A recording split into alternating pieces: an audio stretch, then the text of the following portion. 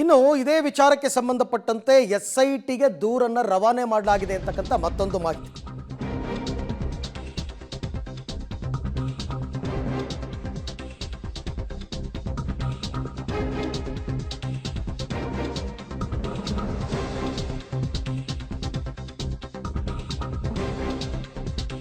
SIT ಅಧಿಕಾರಿ ಅಂತ ಹೇಳಿ ಕರೆ ಮಾಡಿ ತೊಂದರೆ ಕೊಟ್ಟಿರ್ತಕ್ಕಂಥ ಆರೋಪ ಇದೆಯಲ್ಲ, ಈ ಆರೋಪಕ್ಕೆ ಎಸ್ಐಟಿ ಉನ್ನತ ಮೂಲಗಳು ಸ್ಪಷ್ಟನೆಯ ಕೊಟ್ಟಿವೆ.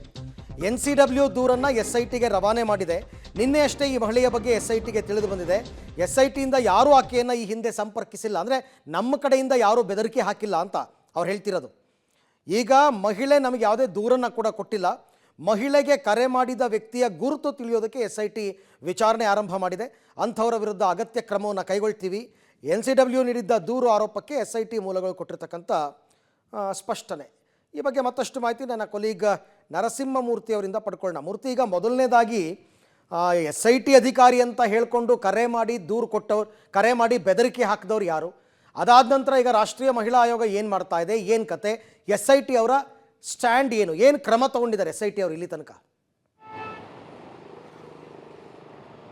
ಅರವಿಂದ, ಹಾಸನದ ಜಯನಗರ ಮೂಲದ ಒಬ್ಬರು ಸಂತ್ರಸ್ತ ಮಹಿಳೆ, ಆಕೆ ರಾಷ್ಟ್ರೀಯ ಮಹಿಳಾ ಆಯೋಗಕ್ಕೆ ದೂರನ್ನು ಕೊಟ್ಟಿದ್ದಾರೆ, ಒಂದು ಪತ್ರವನ್ನು ಬರೆದಿದ್ದಾರೆ. SIT ಅಧಿಕಾರಿಗಳು ಅಂತ ಹೇಳ್ಕೊಂಡಂತಹ ವ್ಯಕ್ತಿ ಪದೇ ಪದೇ ಇಂಥ ನಂಬರ್ನಿಂದ ಕರೆ ಮಾಡಿ ದೂರನ್ನು ನೀವು ಪ್ರಜ್ವಲ್ ವಿರುದ್ಧ ಕೊಡಲೇಬೇಕು, ಇಲ್ವಾದಲ್ಲಿ ನಿಮ್ಮ ಮೇಲೆ ಆ್ಯಕ್ಷನ್ ತೊಗೊಳ್ತೀವಿ, ಇಲ್ಲ ನಿಮ್ಮನ್ನೇ ಈ ಕೇಸ್ನಲ್ಲಿ ಫಿಟ್ ಮಾಡ್ತೀವಿ ಅನ್ನೋ ನಿಟ್ಟಿನಲ್ಲಿ ಪ್ರತಿದಿನ ಕರೆಯನ್ನು ಮಾಡಿ ಹೆದರಿಸ್ತಿದ್ದಾರೆ. ಅದರ ಜೊತೆಗೆ ಮೂವರು ಮಫ್ತಿಯಲ್ಲಿ ಪೊಲೀಸರ ರೀತಿ ಇರ್ತಕ್ಕಂಥ ವ್ಯಕ್ತಿಗಳು ಕೂಡ ಮನೆ ಬಳಿ ಬಂದು ಕಂಪ್ಲೇಂಟನ್ನು ಕೊಡಲೇಬೇಕು ಅಂತೇಳಿ ಒತ್ತಾಯಿಸಿದ್ದಾರೆ. ನನ್ನ ಪತಿಗೂ ಕೂಡ ಕಂಪ್ಲೇಂಟನ್ನು ಕೊಡದೇ ಇದ್ದರೆ ಬೇರೆ ರೀತಿಯ ಆ್ಯಕ್ಷನನ್ನು ತೆಗೆದುಕೊಳ್ಬೇಕಾಗುತ್ತೆ, ನಿಮಗೆ ಬೇರೆ ರೀತಿಯ ಗತಿ ಕಾಣಿಸ್ತೀವಿ ಅನ್ನೋ ನಿಟ್ಟಿನಲ್ಲಿ ಹೆದರಿಸಿದ್ದಾರೆ, ನಮಗೆ ರಕ್ಷಣೆಯನ್ನು ಕೊಡಿ ಅಂತೇಳಿ ಆ ಮಹಿಳೆ ರಾಷ್ಟ್ರೀಯ ಮಹಿಳಾ ಆಯೋಗಕ್ಕೆ ಪತ್ರವನ್ನು ಬರೆದಿದ್ರು. ಆ ಪತ್ರದ ಆಧಾರದ ಮೇಲೆ ರಾಷ್ಟ್ರೀಯ ಮಹಿಳಾ ಆಯೋಗ ನಿನ್ನೆ ಒಂದು ಪ್ರೆಸ್ ನೋಟನ್ನು ಹೊರಡಿಸಿದೆ. ಈ ರೀತಿಯಾಗಿ ಒಬ್ಬರು ಮಹಿಳೆ ರಾಷ್ಟ್ರೀಯ ಮಹಿಳಾ ಆಯೋಗಕ್ಕೆ ಪತ್ರ ಬರೆದಿರೋದು ನಿಜಕ್ಕೂ ಕಳವಳಕಾರಿ, ಆಘಾತಕಾರಿ ಸಂಗತಿ. ಈ ಬಗ್ಗೆ ಕರ್ನಾಟಕ ರಾಜ್ಯದ ಪೊಲೀಸ್ ಮಹಾನಿರ್ದೇಶಕರು ಗಮನವನ್ನು ಹರಿಸಬೇಕು ಮತ್ತು ಆ ಮಹಿಳೆಗೆ ಸೂಕ್ತ ರಕ್ಷಣೆಯನ್ನು ಕೊಡಬೇಕು ಅನ್ನೋ ನಿಟ್ಟಿನಲ್ಲಿ ರಾಷ್ಟ್ರೀಯ ಮಹಿಳಾ ಆಯೋಗ DGP ಆ್ಯಂಡ್ IGP ಅವರಿಗೆ ಸೂಚನೆಯನ್ನು ಕೊಟ್ಟಿತ್ತು. ಇದೀಗ DG ಆ್ಯಂಡ್ IGP ಅವರು SITಗೆ ವರದಿಯನ್ನು ಕೇಳಿದ್ದಾರೆ.